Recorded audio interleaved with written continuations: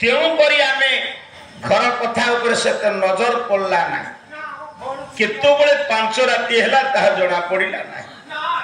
आज अनुष्ठान पुरस्चरण रजनी अंतिम रजनी विदाय रजनी पूर्णाहुति रजनी शेष रजनी मो मामा आपण माने काली के आउ ए जगह रे कोलाहल नथिबो जदि बा थिबो पूजा पाठ थिबो पाला सांस्कृतिक कार्यक्रम नथिबो बंची थिले वर्षे तेणु मो मा आपण मानक निकट रे विदाय रजनी रो प्रथम पर्याय पाला परंपरा ऐतिह्य को आखि आगे रखी ये प्रतिद्वंदितामूलक पाला रे उपनीत हेला बेले दिवंगत गायक रचन हरिनाथ रचित दुई धाड़ी आपण मानक आगे पाठ कर मालो